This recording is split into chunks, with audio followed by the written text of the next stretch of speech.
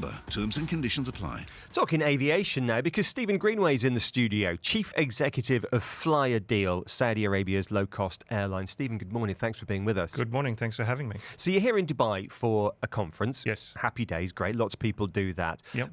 But you're also here because you want more landing slots to Dubai, Correct. aren't you? You've 7 flights a day on a good day here at the moment. Not enough. Not enough. We've actually just secured some morning slots for Dubai in December and January. So we'll start morning flights to Riyadh and so forth, early morning flights for the business travellers, particularly to get up to Riyadh. But it's very, very difficult to secure stuff at this moment in time. And the airport is effectively full almost pretty well 24/7. Yeah, we had, sitting in that chair this time yesterday, we had Paul Griffiths, CEO of Yes, Dubai I know Airport. Paul well. And not for the first time, he came in saying record numbers at Dubai Airport. And for a good reason, but I always have to go and see him with a begging bowl to see what I can get out of him. Well, what you did get out of him this summer was interesting, was a landing slot up at Dubai World Central. That's right. So Dubai World Central is almost like a spillover. There's plenty of opportunity there. It's wide open. The terminal is actually fairly limited, but there is plenty of space. So what we've done is we've started operating out of there, but obviously it also serves Dubai in terms of a different geographical region, Dubai Marina, etc., down the south and what have you. So that's the reason why we've gone into Dubai World Centre. What's the appetite there? Because I can imagine from where we are now in Dubai Internet City, it's probably quicker to get to Dubai World Central. It's a toss of a coin. Depends on where you are. Think of London, Stansted, Luton versus Heathrow and so forth. I think it's one of the best kept secrets in Dubai at this moment in time. So people are finally starting to wake up and realise there are other options other than just Dubai Airport. So it's a real sort of, I suppose, learning curve, I suppose, for users of the airport. But do passengers want to go there? Yes, they do. Yeah, they do. I mean, what I've seen, and I've called a number of flights and spoken to, they love it. It's just easy to get to. It's very easy to walk through. Unlike Dubai, which is a very big airport, Dubai World Centre is very small, so you can get through to the aircraft very, very quickly. So there is a lot of positivity about the airport.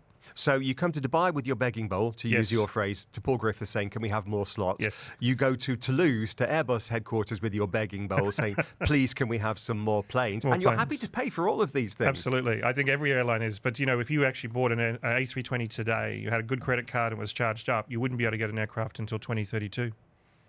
2032? Yeah, 2022. Doesn't matter who you are. So it's very, very difficult to get aircraft these days at the moment. The order books are absolutely full. So kudos to Airbus. But, at the end of the day, if you wanted to start an airline or you want additional aircraft right today and you haven't got anything ordered, then it's problematic. You haven't you? You've got 37, is it, at the moment? Or? No, we've actually got over 100 coming. So net... Coming, but at the moment you've got 30 odd. At the moment, we've got... I've lost count now. We've got 36 at the moment. I've got 37 and 38 coming in the next month. Okay. And 100, order book with 100. Order book 100, but a net position in 4 years' time of 88 aircraft, and that's not including a wide-body order, which we're just in the process of finalising. And the wide-body's interesting because that brings us on to Riyadh-Jeddah. Not Riyadh-Dubai, but Riyadh-Jeddah. Yeah. Which is busy at the moment. Yeah. You have one airline, 27 flights a day between Dubai and Jeddah. Up to, yeah, absolutely. So there's about 70, 75 flights a day. I mean, it's almost like a bus. Actually, I didn't even think buses are that frequent. So, yeah, it's a huge corridor. It'll be number one in terms of the busiest route in the world by next year. That's my forecast. That's staggering. Yeah, out of nowhere. We weren't even in the top 10 a couple of years ago.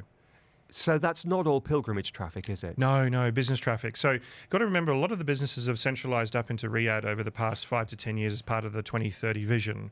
And people still have their families in Jeddah, as an example, and they just commute during the day. There's huge commuting community and so forth as well, but also just the growth. It's growing at 10 to 15% a year. So if you do the math, that's how it's actually come out of nowhere. And that's why you want... simple maths, bigger Airbus aircraft. Yeah, that's absolutely right. So particularly in Riyadh, we suffer the same issues in terms of Dubai. Limited landing slots at certain times of the day, limited terminal facilities at certain times of the day. So we need bigger aircraft. So we're upgrading to the 321, which adds another 50 seats or so per flight, and they will be based in Riyadh so we can operate our network and grow. But A380s aren't going to happen anytime soon. You don't want to go that big. My credit card is maxed out, and the 380s aren't built anymore, but so be it. What about going upmarket? You're a low-cost carrier, and the fares are quite low. I did a quick Google search this morning, actually, on your website. A flight today from Dubai to Riyadh, coming back on Monday, was the cheapest one I could find. 400 dirhams was the cheapest fare. And obviously, if you want baggage and all, or to fly on a weekend, it's more than that. Thoughts on putting business class seats at the front of the plane, as for example, Fly Dubai, a low-cost carrier, has. Yeah, I understand the attractiveness, but we'll stick to the model. There are a lot of people out there just want to get from A to B, and they're perfectly okay with our product for a 2 or 3 hour flight. I think we start distorting the model. If we start sticking business class seats in and then put everything else in, the bells and whistles, we lose our cost competitiveness, we lose our simplicity as a business. So our eye is on the goal, which is to keep the lowest unit cost, which means that I can offer you the lowest fare. That's all. And I don't want I don't want a distraction about business classes or lounges or premium product. What about the problem or the potential for overcapacity? Obviously, you came out of Saudia, legacy airline in Saudi Arabia. Yes. We know Tony Douglas and Riyadh Air is launching soon-ish. Yeah. Is there a chance of overcapacity? All I do is I use the analogy of Emirates ordering, I think it was 130 A380s 10, 15 years ago, and everyone was scratching their head, and now they haven't got enough. So the bottom line is there is a lot more growth, particularly in the kingdom. It is an underserved market. It is underdeveloped. There's a long way to go. So even though Riyadh-Jeddah is booming, the market only had the Band-Aid ripped off a couple of years ago. So there's still a huge amount of movement to go, I should say. And the Saudi economy more generally, I was at an economics conference yesterday, and clearly the region's doing very, very well at the moment. But the warning sign from the regional economists was Saudi Arabia is running significant budget deficits at the moment, these massive multi-billion, if not trillion-dollar investment giga projects. What if the oil price falls to $30, $40 a barrel next year, which could happen. It has happened. I'm not an oil trader per se. I know oil's been trading between 70 and 80 and so forth, and that is reasonably comfortable. But the flip side of this is that a lot of the investment they've been putting into the country at this moment in time is now starting to come online. So the Red Sea resorts, all of this type of stuff. So we're now starting to see a return on investment because these things are opening up, and that's what's really key. Is we're starting to see things come online, particularly tourist destinations and so forth that we can actually travel to. Finally, staff. Saudi staff working on the ground as engineers or working in the plane as pilots, as cabin crew. How are you doing with that and the whole Saudization plan?